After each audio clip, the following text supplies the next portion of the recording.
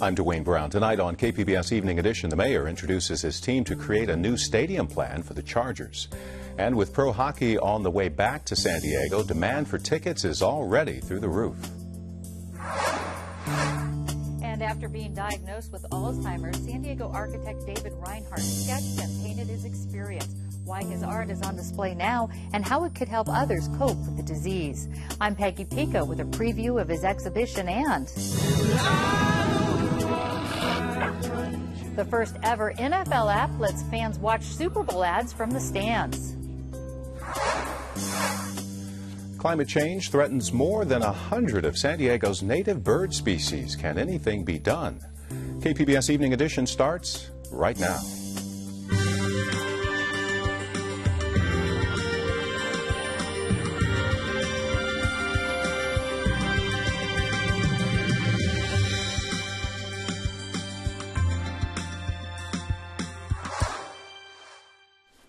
Hi, good evening. Thanks for joining us. Mayor Kevin Faulconer unveiled his Chargers Stadium Task Force today. The team includes a former Chargers executive, the county's one-time chief administrative officer, and the chairman of SDG&E. The 9-member group will come up with a plan for San Diego voters to decide where a new stadium would go and how to pay for it. One member of the group, Jim Stagg, worked for the Chargers and has helped with stadium issues before. He's a former NFL executive who was credited with growing the Super Bowl from a championship game into a worldwide extravaganza. Steig says the advisory group will look at how other cities have updated their stadiums, particularly those who've hosted the Super Bowl in recent years. We've received a clear direction from the mayor to develop a stadium plan that presents a good and fair deal to San Diego taxpayers. By the fall of this year, we will recommend a stadium location and a viable financing plan to achieve that goal. The Chargers say they've given proposals before. Mark Fabiani is the team's point man in their long-running stadium effort. He says the team will be happy to share ideas brought up before and to look at the task force's proposals. There were positive responses from City Council. New member Chris Cate says he's optimistic the task force will be vigilant with taxpayer dollars. And Councilman Todd Gloria says every Chargers fan is hopeful this will succeed where others have failed. Of course, you can find more of our coverage of the quest for a Chargers stadium online at kpbs.org.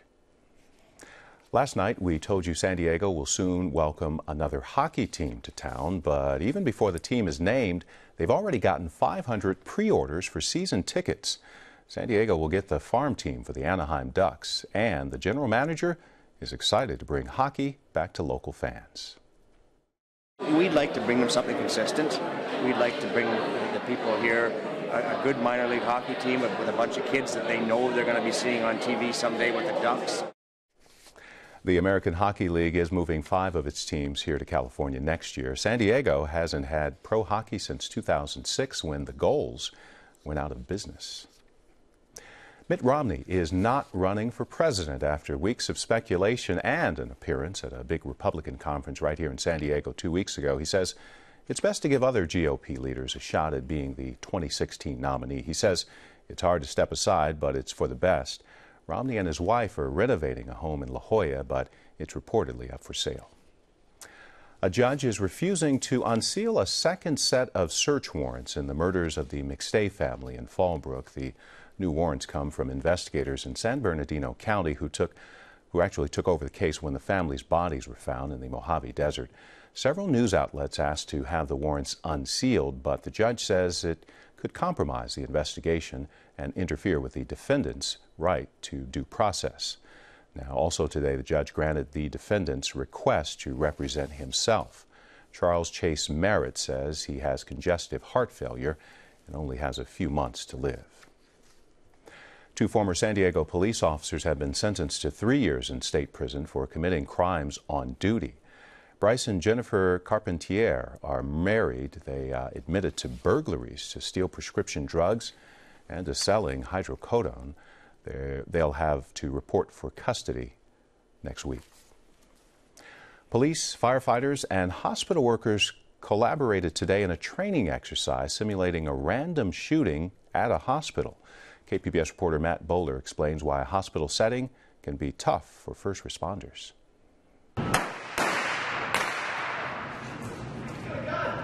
We don't want to think about active shooter situations, but this is the unfortunate reality of what's occurring and happening throughout the United States and throughout the world. San Diego Police Chief Shelley Zimmerman echoes the sentiment of many.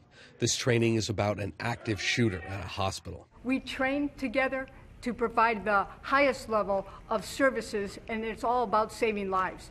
Chris Van Gorder is the president and CEO of Scripps Health in San Diego. He says training like this helps his staff and first responders learn about a hospital's unique needs. So an evacuation of a hospital is a very, very different situation than an evacuation of an office building. Assistant Fire Chief Brian Fennessy says this training helps San Diego Fire stay ahead of the curve. It is no longer acceptable to stand back until the police department clears us in to treat. But Van Gorder wants to stress that hospitals are still safe places. Well, it's still more likely to be struck by lightning than it is to be shot in a hospital. Matt Bowler, KPBS News. The Super Bowl is this Sunday, and with all the talk about commercial ads, the point spread, and Deflategate, there are still serious concerns about players getting concussions. NFL says game day concussions dropped by a quarter over last season, but as the AP's David Bruns reports, the dangers of the sport still weigh on players and parents. Talk to NFL players, and many will tell you their passion for the game started early. I wanted to play since, tackle football since I was 6, 7 years old. Patriots wide receiver Danny Amendola says his father, a football coach, was worried about him playing such a tough sport too early.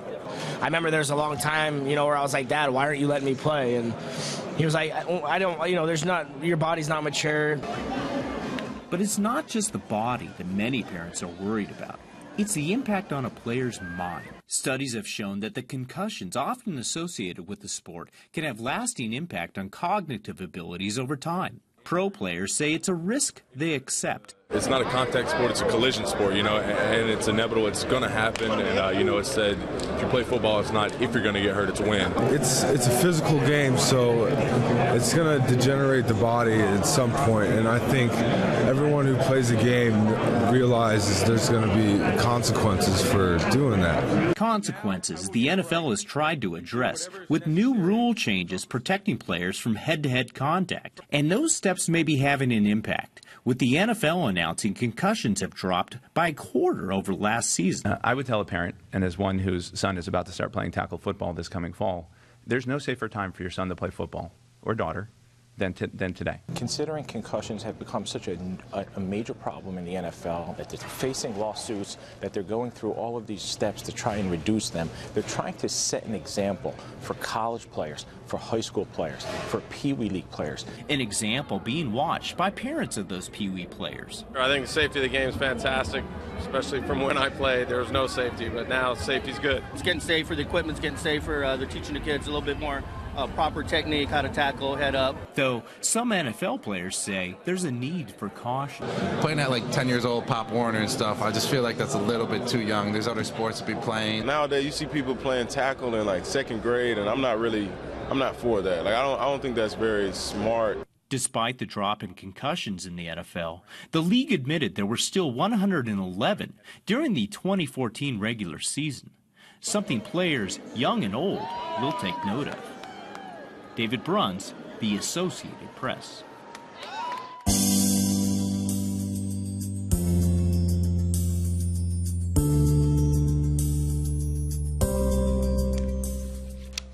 After more than a year of delays, San Diego's first 20 bike share stations opened for business today. They're all in the Gaslamp Quarter. 60 more will open over the next couple of weeks, and all 180 stations should be open within 2 months. Deco Bike runs the program for the city. We think it's great for, just quick trips from point A to point B, that people just don't want to take their car or don't want to use their bike, so they don't have to worry about locking it up. Our website has a map of the open bike share stations and all of the information on how bike sharing works and what it costs.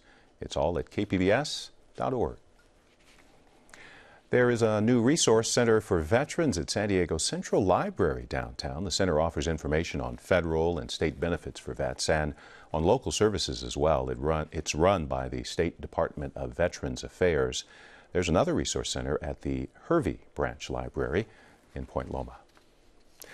About 60,000 people suffer from Alzheimer's in San Diego County. Peggy Pico introduces us to an art exhibit that chronicles one man's struggle with the disease. Award-winning San Diego architect David Reinhardt is best known for his buildings at the Salk Institute and the Mingay International Museum at Balboa Park. But his most current work came after he was diagnosed with Alzheimer's. My guest, Dr. Lawrence Goldstein, is a professor of cellular and molecular medicine at UC San Diego. And welcome to the show, Larry.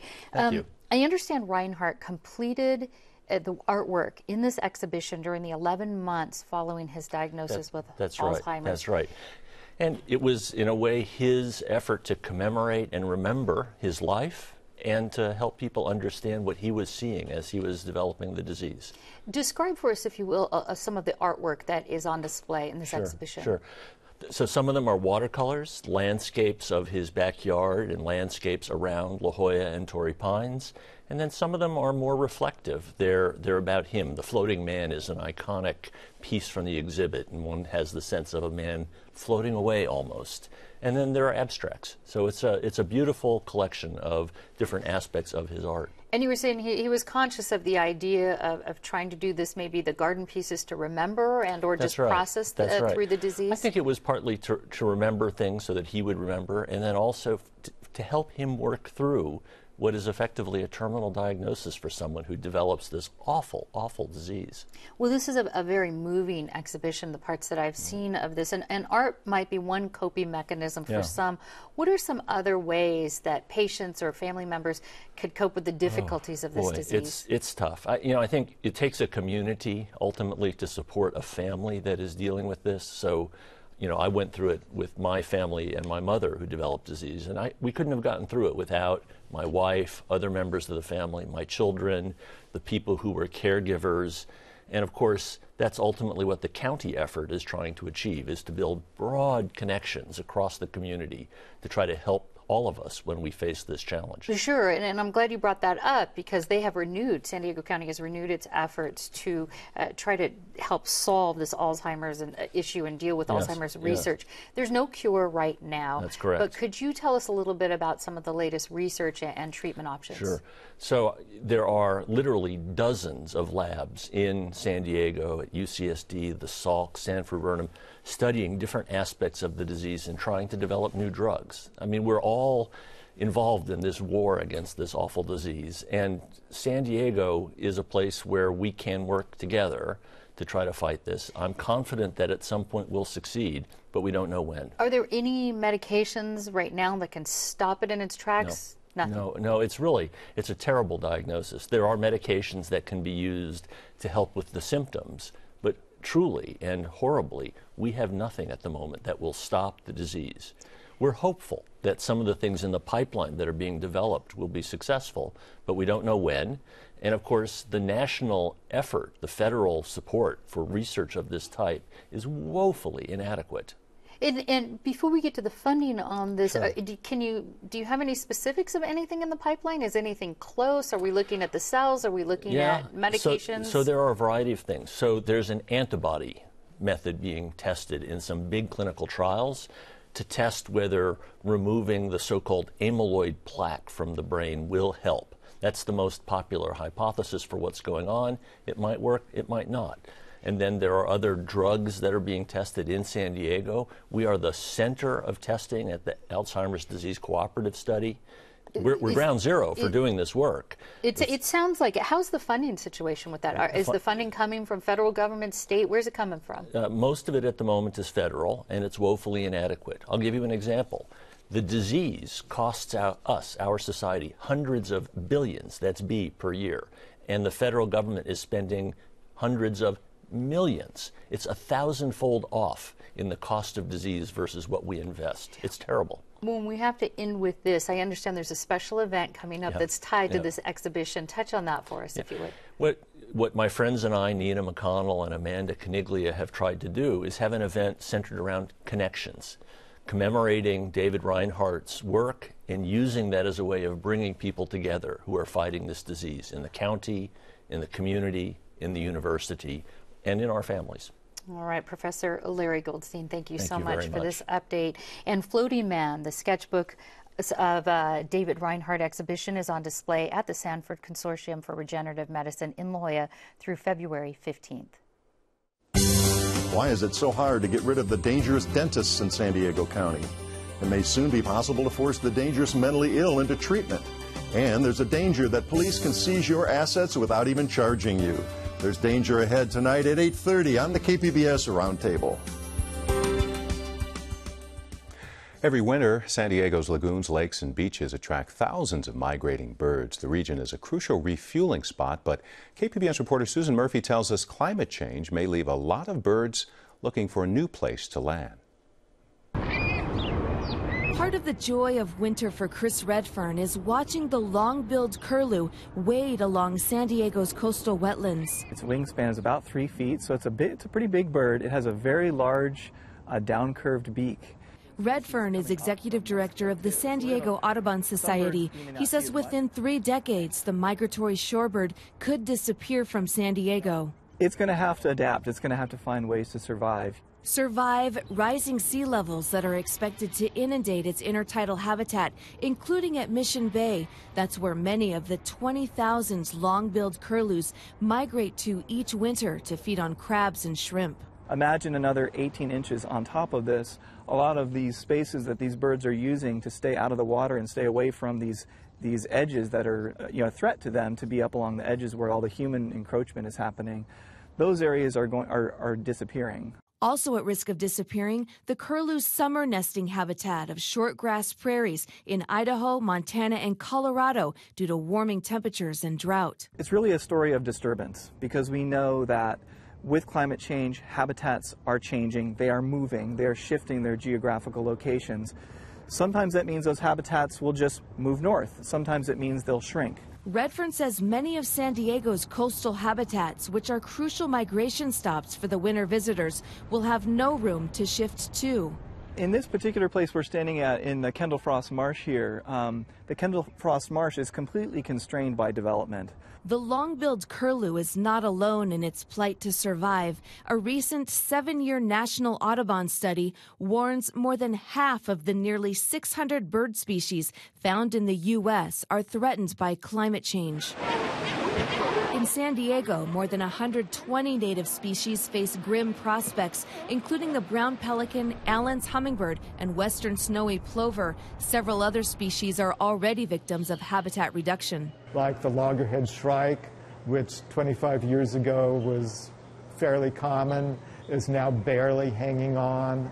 Philip Unit is curator of birds and mammals at the San Diego Natural History Museum. He says drought, heat waves, and wildfires have already begun taking a toll on San Diego's birds, including the pygmy nuthatch, a tiny songbird that used to thrive in the Cuyamaca forest. It's a bird that makes its living by probing into clusters of pine needles for insects. Then came the 2003 cedar fire. If the pine needles are all burnt, if the pine trees are dead, or if the few that are regrowing are still only knee-high for 20 years, then there's no habitat for the pygmy nuthatch.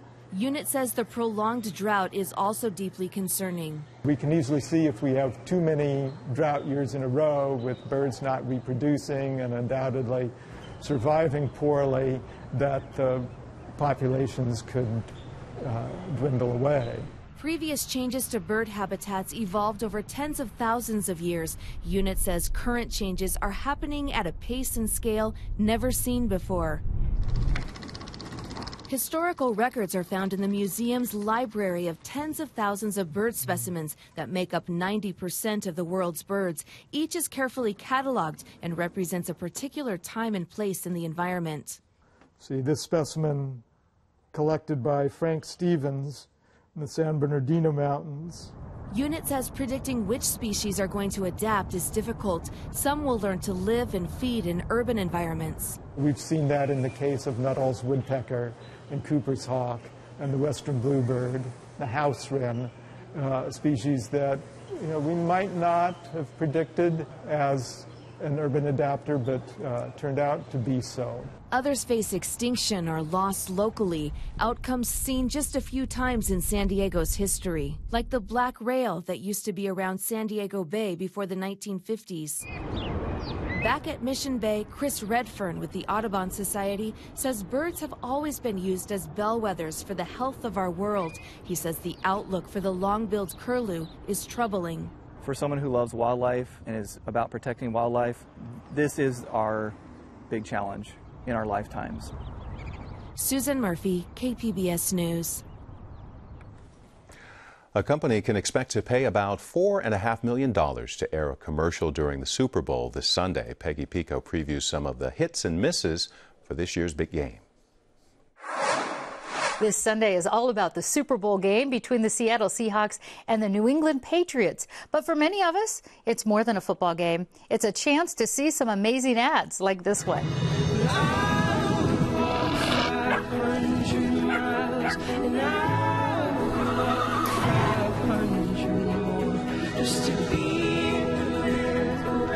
That Budweiser commercial is one of many airing during the game. So what does it take to make a game day ad successful? And what happens if it fails? Mira Kopik, marketing lecturer at SDSU's College of Business Administration, has some ideas about that. Mira, welcome back. Thanks, Peggy. Now, this adorable puppy ad, it pulls at our heartstrings. Clearly, it's a theme that's working for Budweiser. We don't even see a beer in the commercial, and it's still working. Why do you think that is? I think they really pull at nostalgia, and they want to let people know that they can trust the brand. And they've done this now for at least 5 or 6 years. And they started just with the Clydesdale, and last year they added the puppy, and they're continuing with the puppy this year. Because it worked, clearly. It worked great. Now, the puppy factor did not work for another advertiser. GoDaddy pulled its ad today after a public backlash about a puppy that goes through a harrowing event. I'll let you tell it. But in the end, it was sort of a spoof of Budweiser, and it didn't work. So what happens when a company fails at their Super Bowl ad? Well, it's an expensive lesson. And here, at least, the GoDaddy was smart enough to show it in advance, and they got social media backlash, and so they were able to pull it. Whereas Groupon a couple of years ago ran a series of ads during the Super Bowl that were very poorly received, and that really took a hit on the Groupon brand, and it slowed down some people using it. This is the first time ever, in addition, that the NFL is offering an app to spectators in the stand while they're at the game, so they can watch the commercials while they're at the Super Bowl. How do you think that's going to go over with these fans that have paid a lot of money for these seats? Well, there's a lot of downtime during the games, and so during those TV timeouts, they'd love to see what's on TV, and actually this is one of the few times of the year that people really want to see the ads, so I think they're actually going to look forward to it. So those 60, 70,000 people in Glendale are going to enjoy it just like the 110 million people that are watching at home. That's right. And there's also, I believe, with that app, you can see replays on it, too. So it's expanded. I think you can also go to the concession stands and see where the lines are and things like that. But the pressure really is on the advertisers for this. Is there a formula that makes a particular ad stand out during the Super Bowl game, especially when the cost is so high? You know, it's really funny. That's $4.5 million of media placement costs for a 30-second ad. And then the advertisers are going to spend anywhere from $250,000 to millions of dollars to produce the ad, depending if there's a celebrity endorser in there or not. What's important for that advertiser is the Super Bowl is here to entertain. So a lot of humor, a lot of heartfelt moments, and then sometimes for brands that really need to be introduced, it's a time to actually kind of put your best foot forward. Well, aside from the game, of course, there's the game, and then there's the ads. There's also food. That's a big part of Super Bowl Sunday. Here's a Skittles ad that's actually capitalizing on that theme in a couple of ways.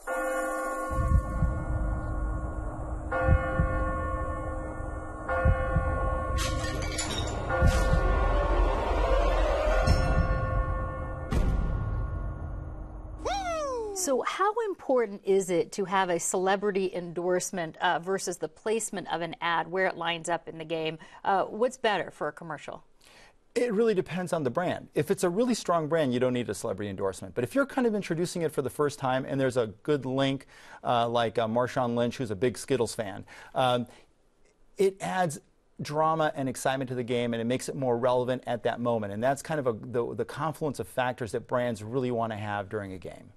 Another first this year is actually serious. A public service announcement sponsored by the NFL is going to run during the game. Tell us about what that public service announcement is.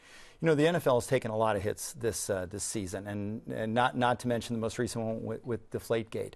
But domestic abuse has been a major issue for the NFL, and while they're not specifically producing the ad, they're supporting and sponsoring the ad, the public service announcements that's being done. And it's a way for the NFL to show that it's serious about this issue, not only as a role model for the community, but also to ensure that its players understand its policies. Well, I can't wait to see them all, and folks at home can watch them at kpbs.org. At least a couple of them we're going to highlight and have out on our website. Mira Kopik, thanks so much for this insight. Thanks, Peggy. If you'd rather be outside than inside on Super Bowl Sunday, it'll be a nice day for it. Clouds and drizzle will clear away over the weekend. Coastal temperatures mostly in the mid to upper 60s. Upper 60s, low 70s for the inland valleys. Mountains may still get a little bit of rain tomorrow. Desert temperatures back into the 70s.